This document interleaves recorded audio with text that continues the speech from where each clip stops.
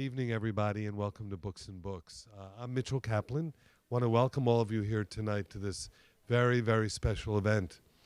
And I guess you feel like me a bit surprised that there are so many people here tonight about a book about Cuba and aerial photographs in Cuba, right? But I just also want to say that this is a remarkable evening for a lot of different reasons. But for those of you who might not know, we also do a series of live streaming events from our bookshop. So this is actually being live streamed right now. Those of you watching it on the live stream, you can call in if you'd like, and we will be happy to send you a book, free shipping anywhere in the United States, and you can even have it signed by our author tonight as well. These live streams are brought to you in part through the wonderful support of the Knight Foundation as well. So we thank them too for this. Again, I see a lot of new faces. We have a number of events here, also in some of our other stores. So please, if you'd like to find out about what's going on, just go to booksandbooks.com, sign up, and you'll get more emails than you can ever imagine anyone sending out. And you'll know about all the different events that we have coming up here at the store. I'd also like to say that you're welcome to stay afterwards. There will be an autographing. It'll be on the other side of the store. We have music in the courtyard, and you can just sleep here if you want, in fact, as well. I don't know how many of you saw that remarkable article in the Miami Herald, but it was truly, truly kind of fantastic. And the author of that article is Connie Ogle, and I happened to have a conversation with her just afterwards the article appeared.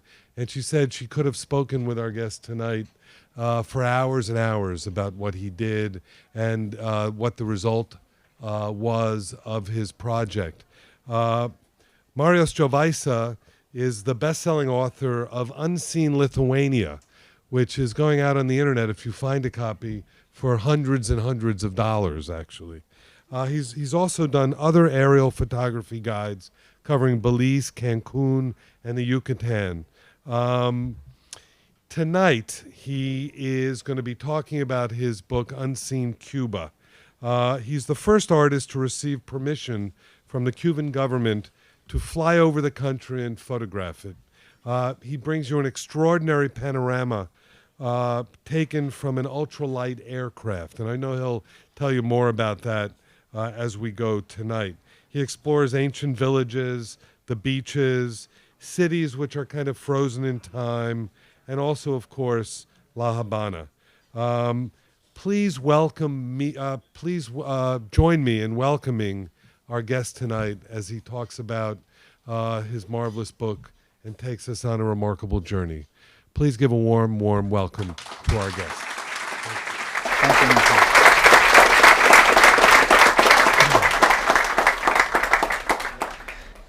Good evening, everybody. Buenas noches and labas vakaras. This is as amazing as it sounds, but we have a lot of Lithuanians as well in this audience, and who could have thought? Thank you for coming.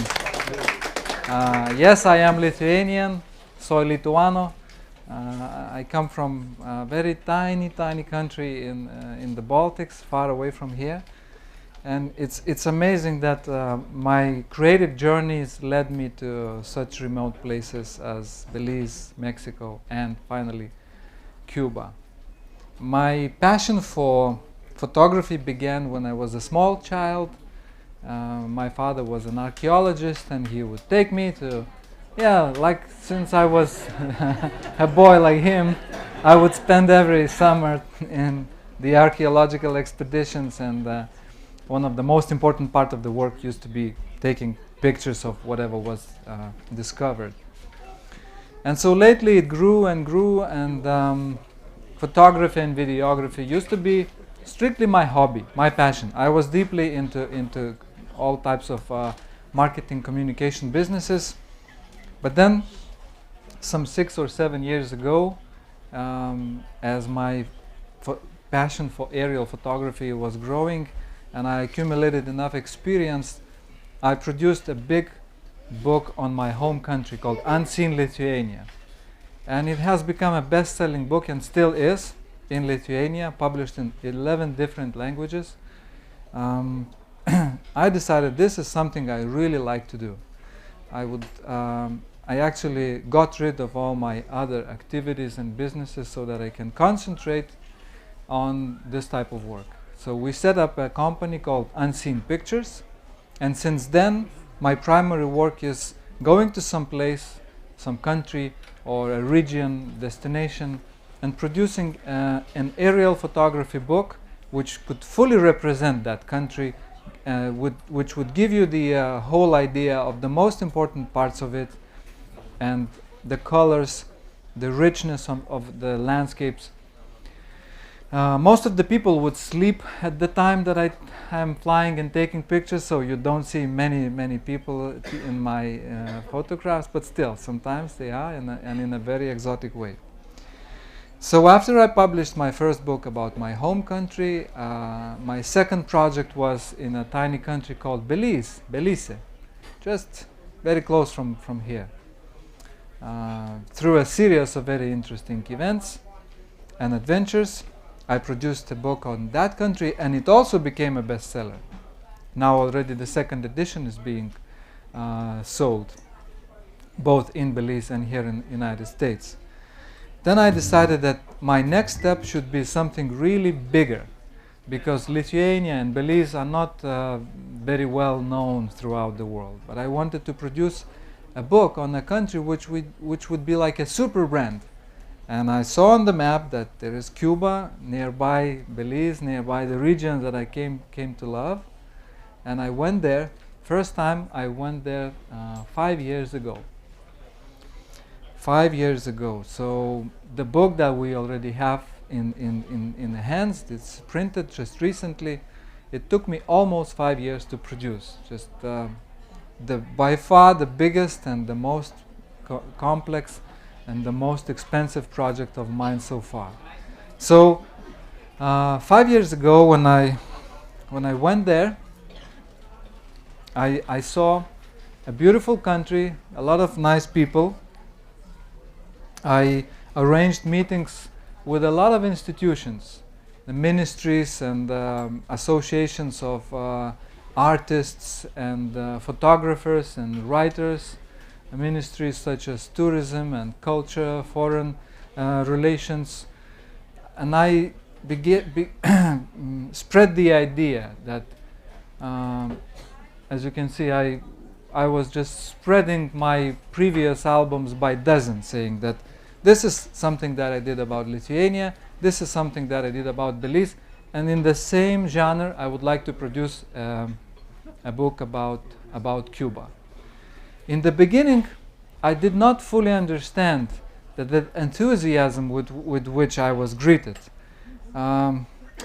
was not backed by real action, to say softly.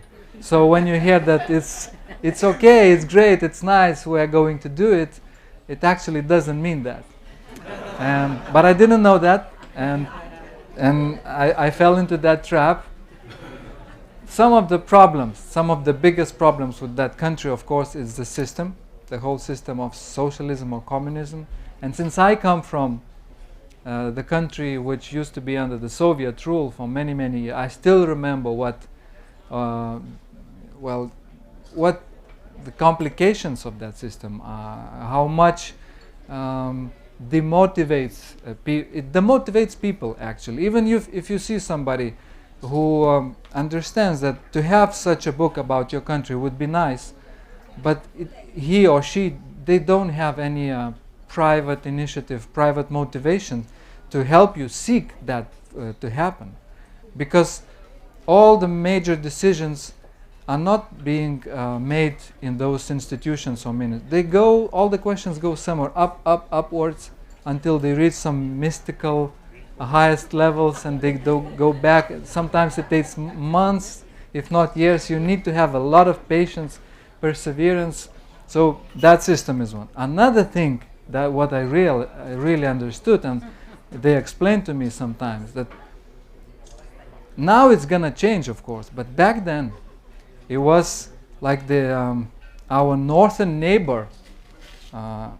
They are speaking about United States. is a threat. So you need to make sure that there is no connection with the United States, that I'm secretly not going to do a project. Even one time they explained to me that they need to make sure that I am not going to distribute some kind of proclamations or information with my ultralight. I think major part of those 2 years went checking that I'm not associated with CIA or some other services.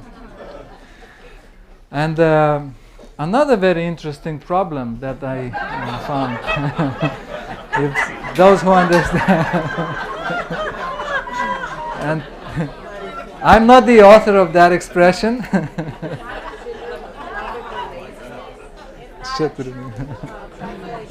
Síndrome de MT, they say. It's a mariconia, very mild, but it happened. I don't think it's indigenous to Cuba, but Cuba has a lot of it, definitely. So.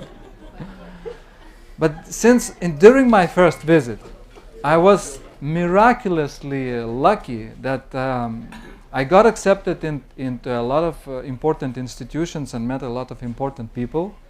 But also I managed to secure one flight on this huge Russian-made helicopter Mi-8 and took some pictures of Havana coastline, because of course you cannot fly above the city itself. That was a spectacular team. I realized that what Cuba has is a lot of very highly skilled pilots, and the whole industry of aviation is in a very high level. By the way, a lot of people, especially from the older generation, they studied aviation sciences in Russia back at the time when Cuba had strong links with the Soviet Union. And it was very useful for me because I also speak Russian, and I had to learn to speak Spanish, so this mix was quite explosive. When they see somebody coming from far away country who speaks both Spanish and Russian, I think one of the secrets to the successful receiving those permits was this component. So finally, after numerous visits and explanations, what is it that I am going to do, and from the very beginning I stressed that we have a company in Lithuania and we are going to finance the whole thing.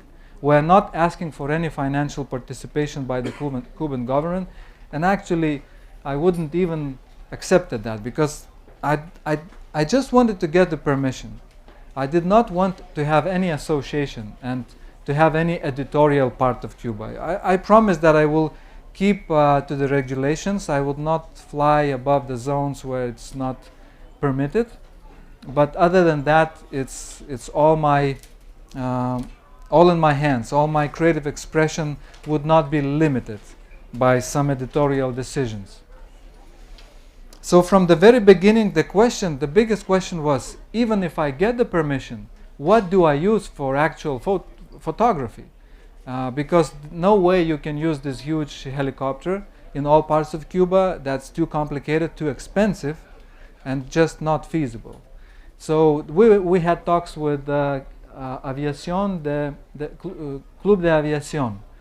And for some time it seemed that we might have some cooperation with them, but in the end they told me that there is no aircraft available that I could rent. Okay, so what do? I had to buy my own aircraft. I decided to use an ultralight that I was very familiar with. I used in many other countries of the world. It's called an ultralight trike. It's a quite simple device, as you can see. Sometimes we joke that it's like a chair with a motor, with a propeller and a little wing. It is even possible to manufacture something like that for yourself. And I know people back in Lithuania with whom we did my book on Lithuania who did not buy it from trusted manufacturer, but did it themselves, using a wing from Ukraine, motor from some old Russian car. It's no surprise that sometimes that engine would shut off and we would need to glide and look for some place to land. whether it's on the beach or somewhere in the field. But in Cuba, I did not do any experiments. I ordered a state-of-the-art custom-built aircraft from Australia, and it was delivered. It took a lot of time. You could write a book about the process of importing a privately owned aircraft into Cuba and having it with the Cuban matriculación CUU 1827. It's just incredible. It's still there, by the way, in La Coloma, little airport south of Pinal del Rio. I don't have any idea how I am going to get it out of Cuba now. It's another story, but for the moment it's secured, disassembled, and kept there in one of the hangars. So from the very beginning they told me, we are going to give you zones where it's permitted to take pictures and where not, and you will have to abide by it. And of course no questions that you cannot, you would do something against those rules, because one thing is that they told me, you are going to use the Cuban pilot and Cuban engineer as a service team. So out of question that I would pilot it myself or my pilot from Lithuania or United States, nobody, just a Cuban. So, but in Cuba there were no pilot authorized to use this kind of aircraft. So then I needed to bring my pilot from Lithuania to certify it in Havana so that the Cuban authorities recognize him as somebody authorized to authorize Cubans. But through all those processes we went, and and my Lithuanian pilot Arturas helped instruct a local team in Cuba. We assembled the plane, we started using that, and it all went quite smooth from the technical point of view.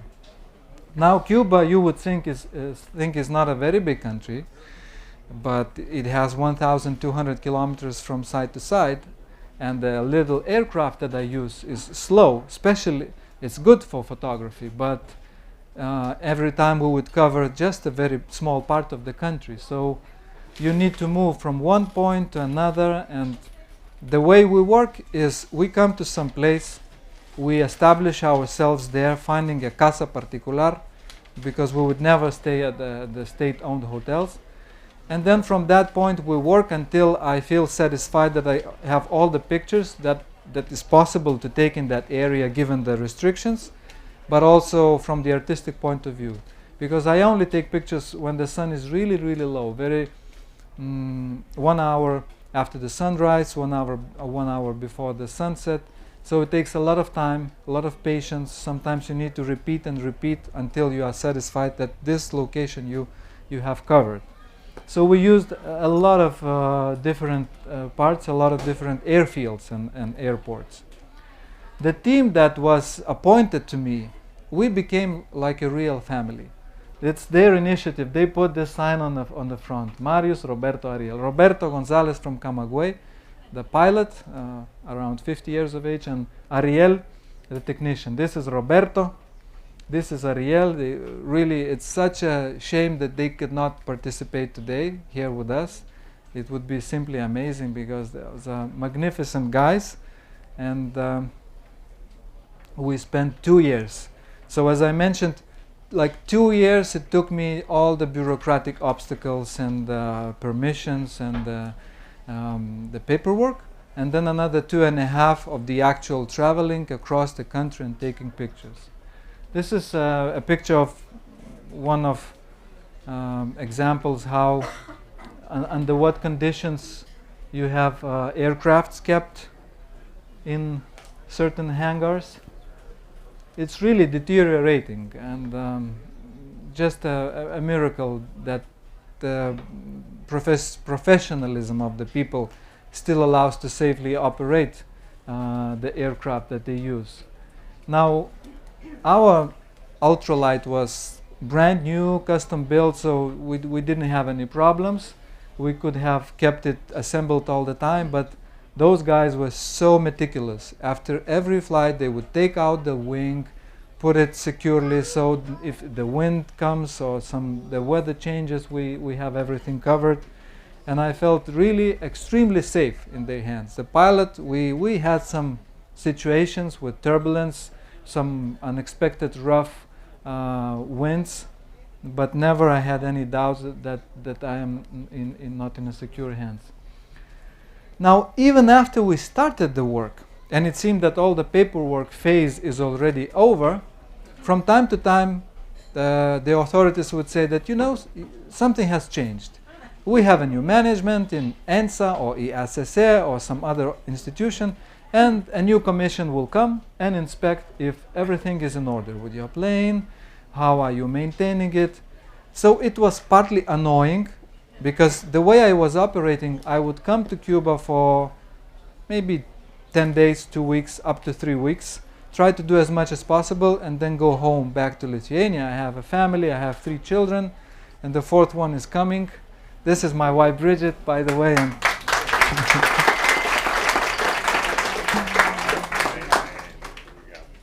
so this gave me this constant checking and rechecking was of course annoying, because sometimes I would lose a lot of time. I would come to Cuba with hopes that I will go home with some 10,000 additional pictures, but no. Unexpectedly, the commission coming, and first you need to wait several days until they actually come. They do the inspection, they say that everything is correct. So sometimes we would already fly above some wonderful place and get a message on the radio that we need to land because somebody incorrectly filled the flight plan. Because there were 2 main codes that we would use. One code when you are doing the photography, and the other code when you are doing the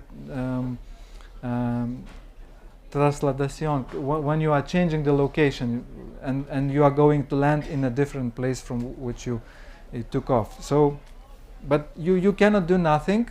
You cannot play with that because the pilot is local.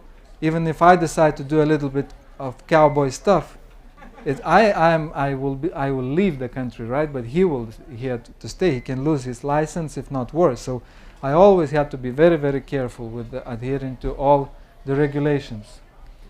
Well, as I mentioned, the actual work of photography was early in the morning, late in the afternoon. So all the rest of the time we would spend very active lifestyle, climbing mountains, going to excursions. I am enthusiast of triathlon, marathon, endurance sports. My pilot, not so much, but I must say that I gave them some good push to start new things. And he was very thankful to me that he lost, in the very first year of our joint work, he lost 5 kilos. Then he began running a little bit, and I even taught him not to put that much sugar in his coffee, which is a big achievement in Cuba. So from time to time I would do improvised long runs, triathlons or marathons. So I would run, they follow me with the car, and the back of the car is full with coconuts and other supplies. So every 10 kilometers they chase me. I drink some coconuts and then I run further. Some scenes of that. Right. The conditions of life, of course, far from the 5 or 4 or even 3-star hotels, but this is the way it is, and we got used to that. So another interesting thing is that I'm a vegan, and I was very, very cautious how I am going to survive. And in Cuba it's not easy. Not easy. Soy pork? Not soy pork, but a lot of vegetables, a lot of fruits, and some seeds and nuts I would bring from United States or from Lithuania. If they do not get confiscated on the border, I'm lucky. Usually they did. Usually they would allow me to use that. So I would leave some instructions how to prepare food. Oatmeal and other types of porridges. And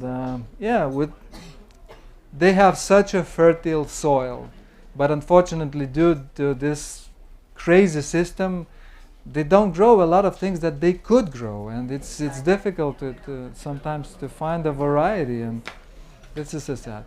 I also became officially Cuban for 1 year. Afterwards, we extended it for another. But if you know the system of two currencies, CUC and CUP, so having this card, I could legally use the 24 times cheaper money than the tourists. But not because of that. It was very easy for me, and actually without that I could not work. They have a very complicated system. If you want to meet a government official, you need to enter a country holding a special type of visa. It's all, they never ask actually that visa, but they require it. So sometimes it works in a very strange ways. And I realized, and the pilot explained to me later, that they have the concept of romper el hielo. So when you break the ice, you are allowed to do more things. But in the beginning, all the phases are stoned, and everything is very strict. Now, a couple times I took my kids. I mean, not my whole family, but just me and either my son of 5 years or both of my kids. At that time, 2 of them, so they could accompany me, and it's not so, I don't feel so much homesick. And then we had crazy time with my pilot and my technician Ariel entertaining the kids. They are so good with playing with children. This is really amazing, because the conditions of life in Cuba are so tough. They don't have much toys, no PlayStations or Xboxes or TV sets, but simple things. They can take a couple of pieces of sand or stones and stick and improvise and do some game. Teach my kids to play baseball, football, some Spanish words, because imagine early in the morning, 4 in the morning, we wake up, we have to go to the airport. My kids would accompany me because they don't want to stay in some strange place without me. Okay, so we go to that place, and me and Roberto, we go flying 1 hour, 2 hours. The kids stay with Ariel, so they need to understand each other at least some basic things like tengo hambre, tengo sueño, quiero pipí, hacer pipí, and vice versa. So Ariel learned some Lithuanian and my kids learned some Spanish. They would play cards. They learned to count until 20 and names of colors. A lot of interesting things. But it was great, really. And now my kids are sending postcards to them to congratulate them on birthdays, and some really, you can see, fantastic things that we had. Yeah, my kids enjoyed that time greatly. And Jose Marti, by the way, they didn't know what's Jose Marti. They called El Hombre Blanco because everywhere and usually it's Hombre Blanco. It's Hombre Negro is Antonio Maceo. But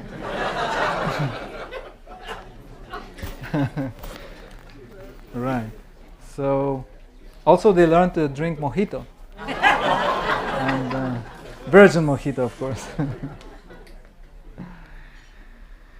And a couple of times, very secretly, when we were not using major airports where everything is under strict control, but some smaller places, I would even sneak a couple of flights for my kids when nobody was watching, to take Vincent or Maria for a flight with an ultralight. That's experience of a lifetime for them as well. That's my family, and that's another one. We already know that it's a girl.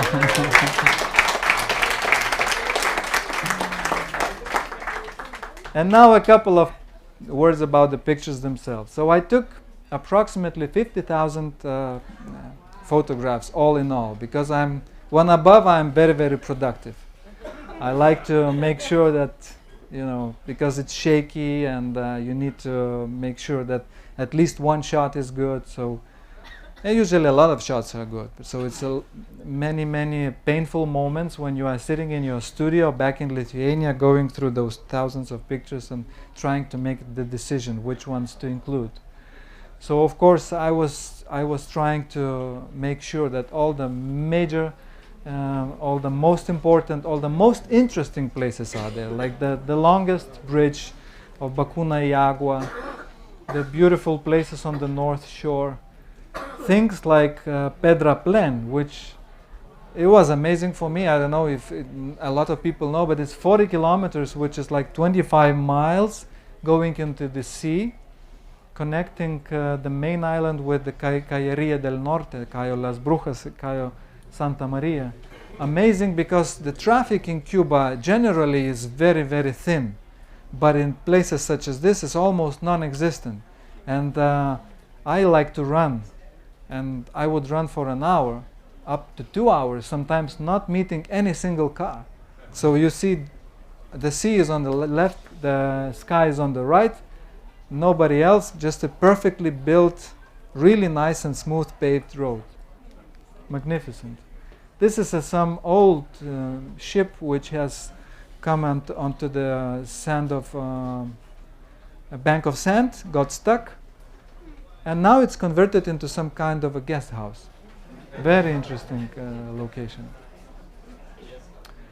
So I try to include pictures which have value because of their content, say historical center of Havana or Camagüey or the most easternmost part or point of Cuba. But sometimes when I fly without any particular plan, but just with my very widely open eyes, and I keep looking for something just beautiful, such as this. Just patterns and natural expressions. Of course, I included places such as one of the biggest delphinariums in Latin America, or cities. Funny story about taking pictures of major cities was that in the beginning, none of them were in that list that the government produced. They told me, you are not allowed to fly above cities. One thing is, of course, the rules of civil aviation, but another is just we don't want you to fly above the cities. Okay, they did not give that much explanation, but I understood between the lines. And I thought, I cannot imagine producing a book on Cuba without pictures of Holguin, Santiago de Cuba, or Havana for that matter. But I decided to start working and then gradually apply for additional permits. So with these pictures, since in many instances the airports are located very close to major cities, like just 10 kilometers, if not less. So every time we take off or we land, I ask my pilot to go above the city. Or we take off, and then I say, please tell on the radio that I confused my lenses and I need to go. So we do some additional flights. And I secured some nice shots of Holguin and other cities. And then when some 50% of my work was done, I produced a big presentation of all the pictures made until that moment, and included pictures of major cities that I secretly took, waiting to see what happens, because theoretically I was not allowed to take those pictures, but now I put them there and waited to see what happens. And I think they understood that I am not after any state secrets, or I am not going to discredit Cuba in some way, showing how deteriorated. I am really want to convey the natural beauty of landscapes which were there for hundreds and thousands of years, and which are to remain there for thousands of years to stay. So I got the permits to take the pictures of major cities, except Havana. But gradually I overcome even that. But that was just at the very end of my project. So they kept me nervous until the very end. Almost everything was done, and I still didn't have the permits to go above the capital. They have some places, most of the natural locations are very intact and quite well protected. But in the east part, around Moa, they have this industry of nickel mining. And there you can see something like not from this earth.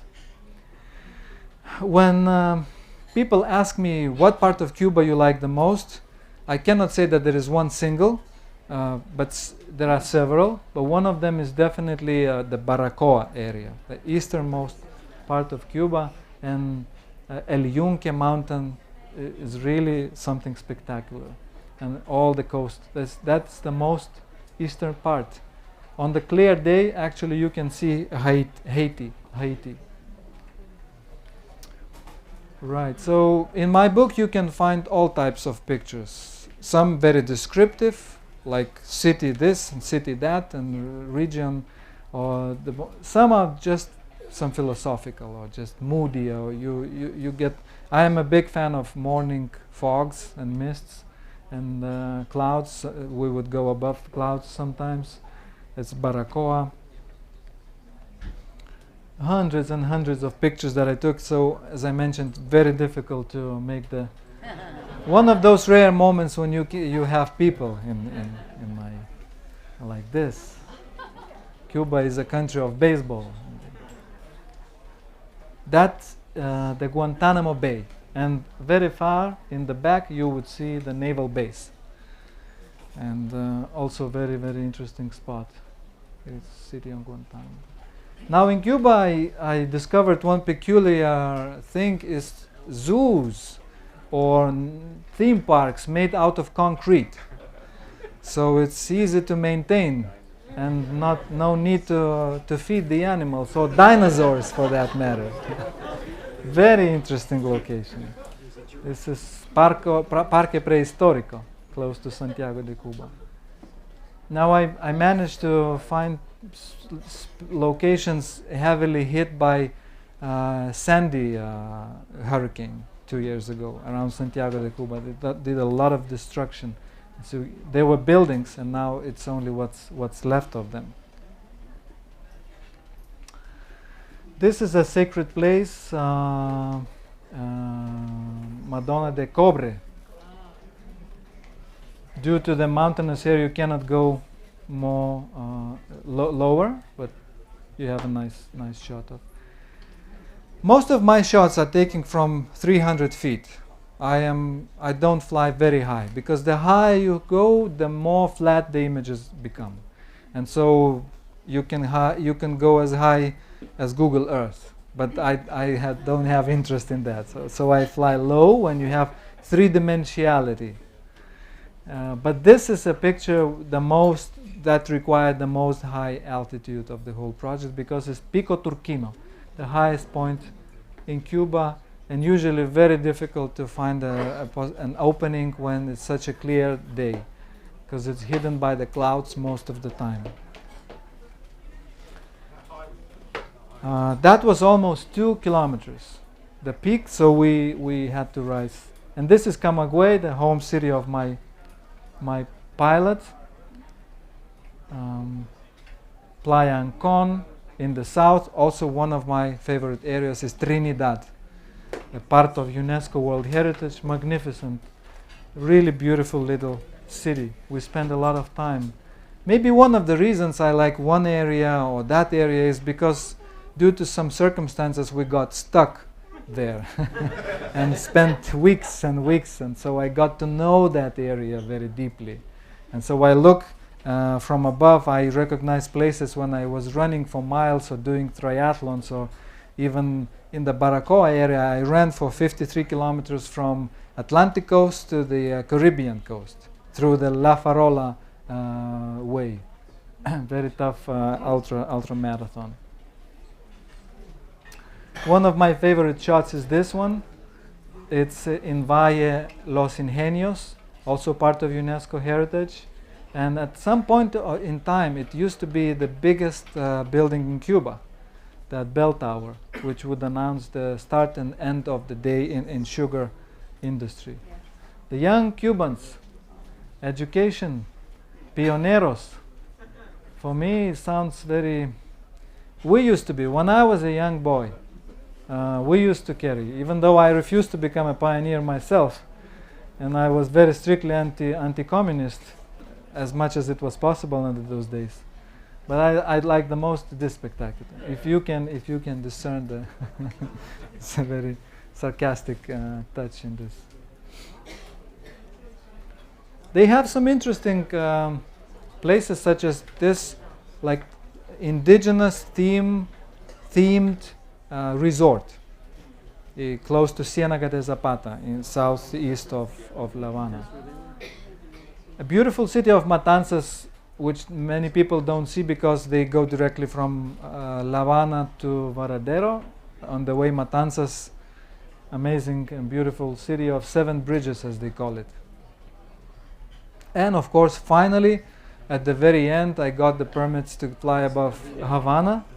That was a project unto itself because my pilot was taken to special base where he was instructed how they were drawing the special flight plans for us, how we enter the city, how we exit, what we do in case of emergency. This is really amazing because when you come to think of it, in no other major city on earth you would get a permit to fly above such heavily populated area with an ultralight aircraft, such as mine, because it is considered like an experimental, non-serial production.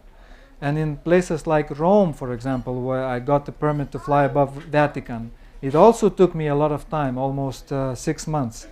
But the requirement is that you need to use the twin-engine helicopter for the security reasons. But in Cuba, after we rompemos el hielo, everything has become possible. So, of course, we needed to be online, on radio, and report our location every minute, but we did it. We were flying above the 2 million people capital of major country with my little ultralight. Capitolio, which is finally under reconstruction.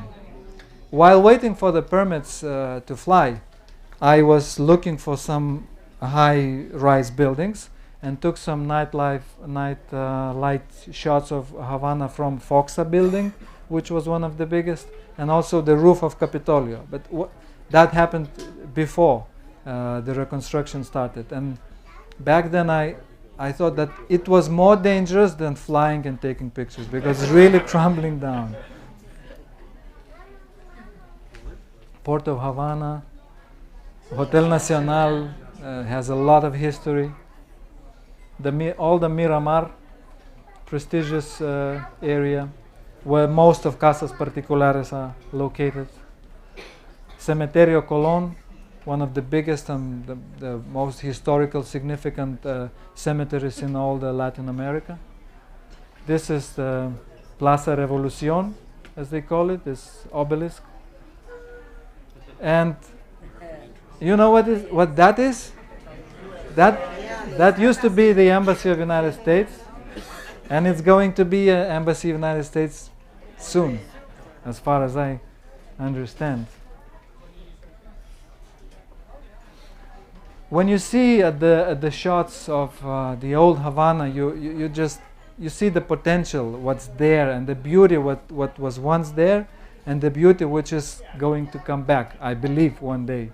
Of course, you need a lot of investment because the maintenance was very poor during all those communist years, and I think that it will be resolved soon, and actually they will allow free enterprise, and the people will be able to do business, and the foreign investment will be able to come, and the whole system will finally change. When I was there during those 5 years, I was witnessing some gradual and very small changes. Like they finally allowed people to buy and sell cars, or buy and sell properties such as their apartments and homes. Before that, it was like back in the Soviet days. We were not owners of the houses where we lived in. It all belonged to the government, and you are only appointed temporarily to that. So they are changing that. I hope that even bigger changes is coming.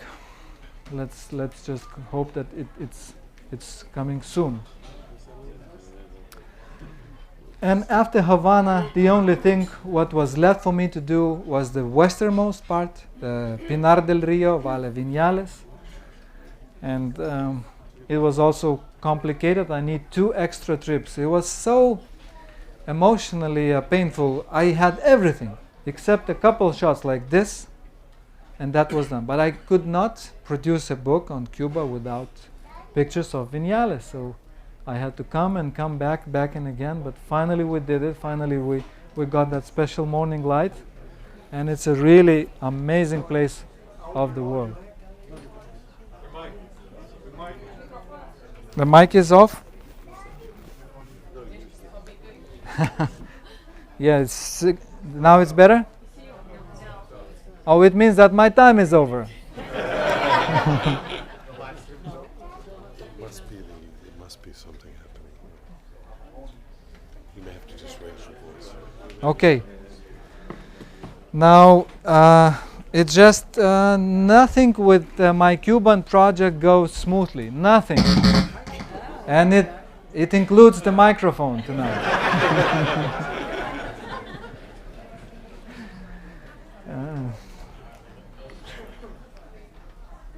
No, but seriously, after everything was done, and the books were printed, the books are printed in China. Now I have some very good printers from Singapore, and they do the actual production in China. They shipped part to United States, here to Miami, and another part to Lithuania. And so my first big presentation and the launch of this book was scheduled to happen in my home country, in Lithuania, back in November. But it so happened that the books got delayed, and I did the presentation without the actual books. So I just keep noticing that it's karma of the whole project. It cannot just be free of adventures. And anyway, this concludes my monologue, and I would be very happy to take your questions. I hope you have some, and if not, let's continue the evening, and we have a book signing on the other side of this beautiful bookstore. Thank you.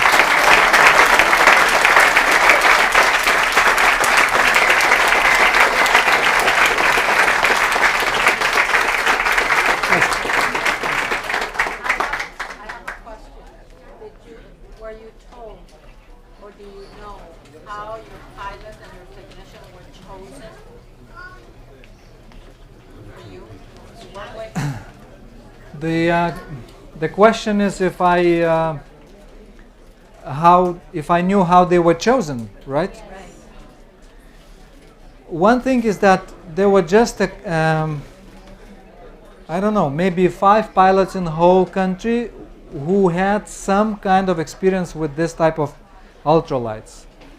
So they chose the one who had the most.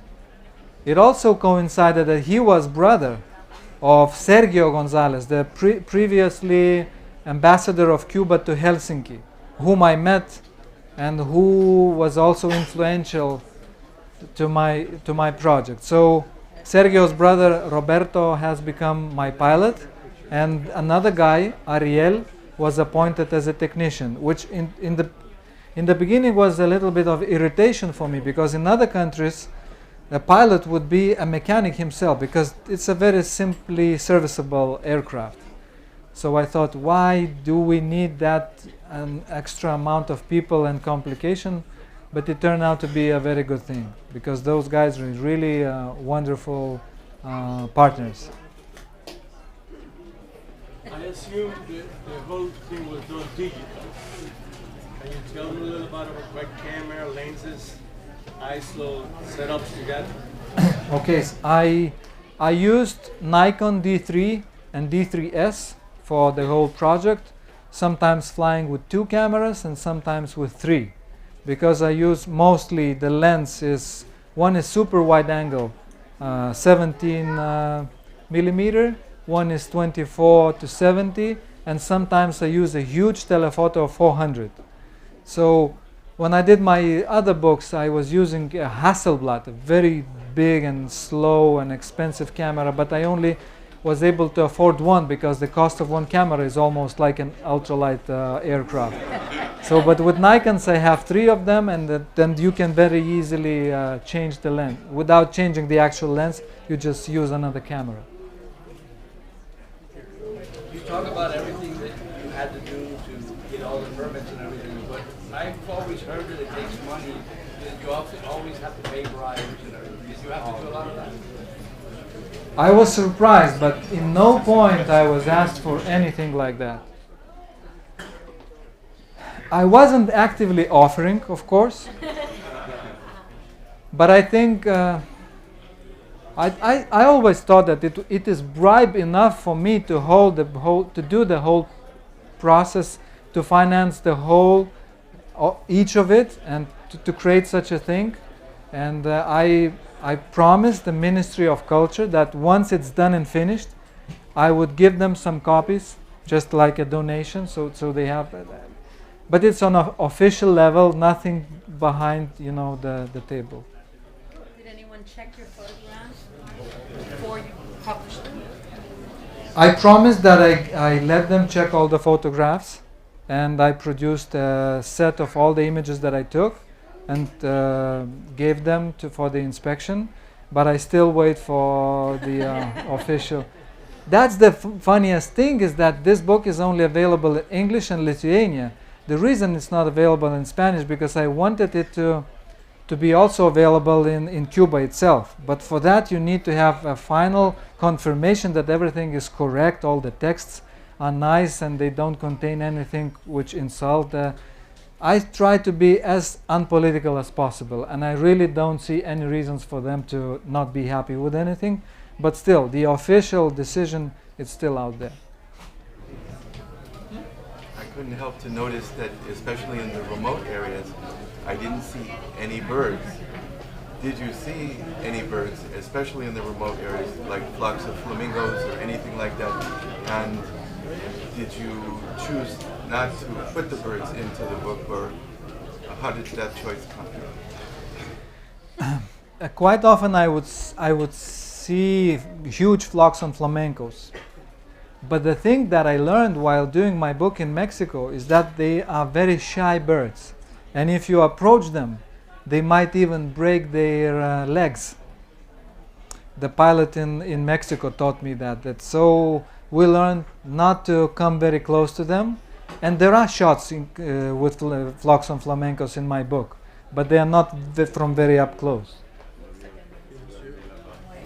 Where are you selling? Where are you selling the book? Aside from all these people here that each would buy two, I guess. But where else are you selling the book? It's just the beginning, I think, and I hope that eventually it will be available all across United States and all across the world. But for the moment, we are beginning from the most beautiful spot. It's called Books and Books.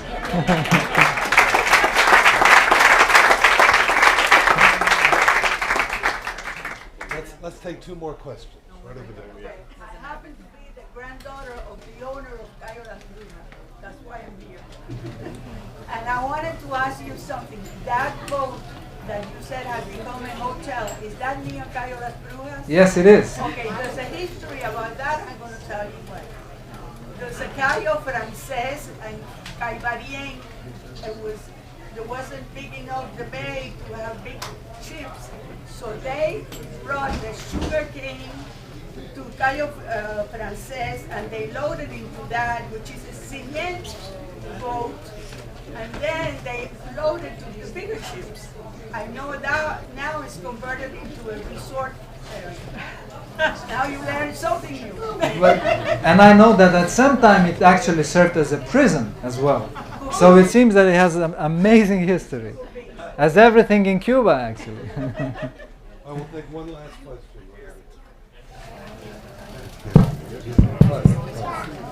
Marius, and I've had the pleasure of having intimate conversation with you about this amazing work, which is so inspiring and is so important, for people that have been in exile from this beautiful place.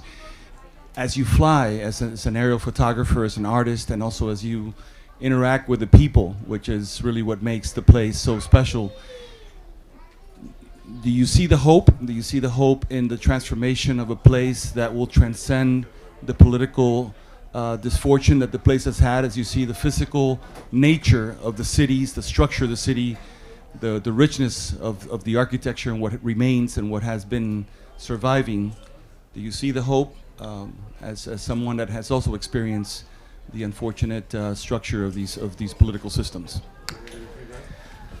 Well, that's a powerful question and a very painful topic.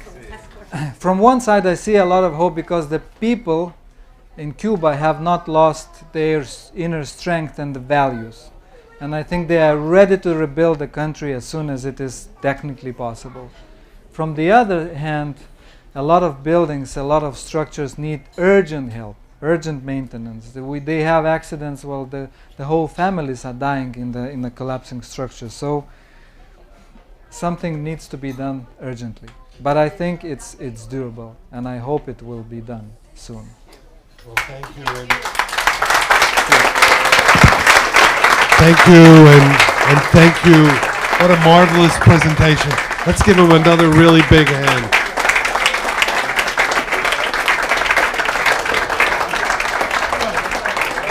And we have plenty of books at both registers, and the autographing will be on the other side as well. Thank you all.